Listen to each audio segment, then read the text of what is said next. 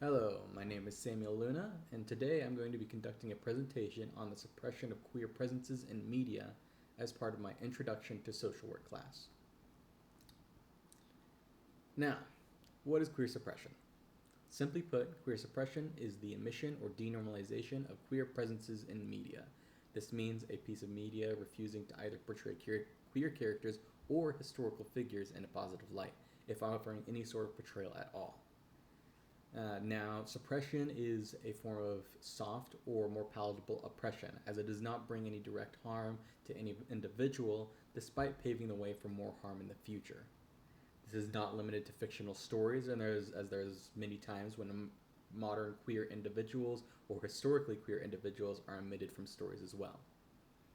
This often relies on arguments that queer representation risks influencing children, or implies that queer individuals' existences are inherently more sexual than a heterosexual or cisgendered experience. These sorts of arguments are oftentimes applied to educational material, especially, and are often derived from religious influence.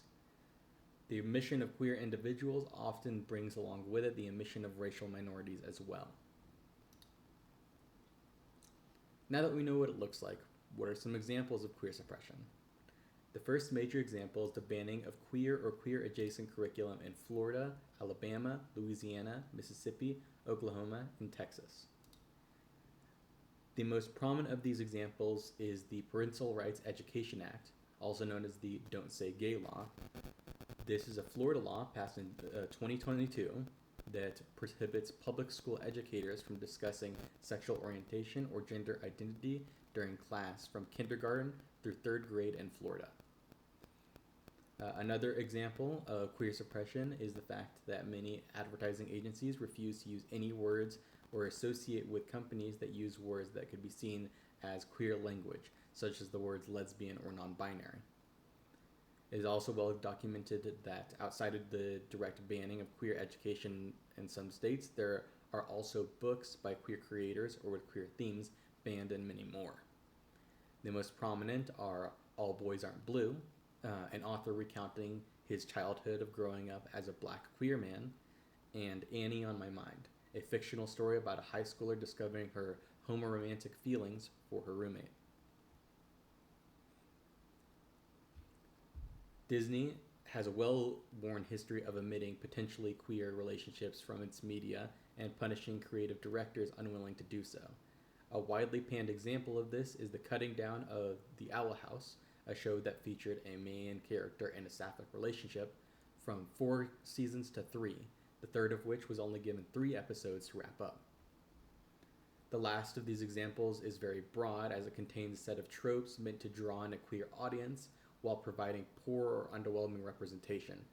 These tropes are the tropes of queer baiting, bury your gays, and queer-coded villains. Queer baiting happens when a character is introduced with traditionally queer-coded mannerisms or teases a romantic relationship with another character of the same sex. But this gets subverted by a reveal that they are heterosexual and a cisgender individual. Bury Your Gaze happens when a character reveals their queer identity shortly before dying, so that the creators of the media can claim representation without having to properly represent the queer experience. Queer-coded villains involves providing a villain with traditionally queer-coded mannerisms, but, because they are the villain, never giving time to confirm or deny their queer identity. Ursula and Scar from the Disney movies The Little Mermaid and The Lion King are widely known examples of this uncomfortable trope. Okay, now that we can identify the signs of queer suppression, why is it that social workers are responsible for helping combat it? One reason is that a good portrayal of a person or character that struggles through the troubles that come alongside their gender dysphoria or gender identity comes out on the young side well-adjusted and fulfilled is an excellent example to point to for anyone struggling with the same thing, to say that it is possible for them as well. For those not struggling with those issues themselves, it offers a perspective on individuals who do struggle to foster a sense of empathy and awareness of the hardships that come along with a queer experience. A main aspect of the responsibility of social workers is fostering social justice. And the idea of one group of people that can get constant recognition in all sorts of media while another group of people is ignored cannot be seen as anything near just. The most important reason of all revolves around one word: normalization. Showing queer individuals as not a rare encounter, but as an everyday part of society, provides a sense of dignity and respect towards them that confirms that there should be no need to treat them as the other. It confirms that one's gender and sexuality does not dictate their worthiness of respect or understanding. Now, we know the why. Now for the how of a social worker's role in queer suppression. Professionally, Professionally, a social worker's effect on queer suppression in the micro scale is minimal. One thing that they can do is point towards media with good portrayals of queer individuals, provide education, and promote the success of queer media. On the mesoscale, there's a wide amount of things that social work can do.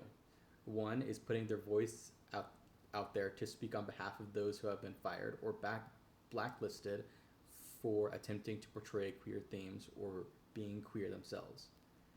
Another is to provide education on queer perspectives and materials through either the use of educational seminars or exhibitions on queer individuals. Lastly, on the macro scale, there's a few actions to take at the state level for social workers.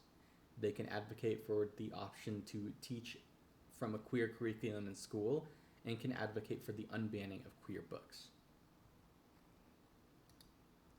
These are what social workers can do professionally against queer suppression, but what can you do personally to combat it? There are two organizations that you can support by donating that are helping to combat queer suppression in their own ways.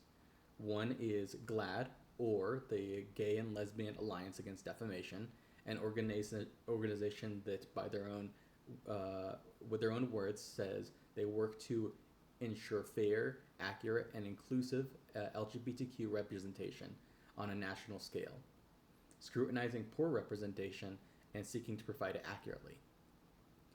The other is Envision You, a small organization that seeks to provide queer education and advocacy within Colorado. A fairly obvious part that you can play is to vote against anything that shows signs of queer suppression. As a small aside, remember that while it can be easy for me to see laws that provide further punishment or reduced rights for sexual criminals as a good thing, that there is a large group of people who consider homosexuality to be a sexual crime and will try to judge queer individuals as criminals if given the opportunity. This is just something to keep in mind when voting. As said prior, outside of being a social worker, your voice matters, and so does a willingness to speak on behalf of those burned by companies because of their desire to provide a queer perspective.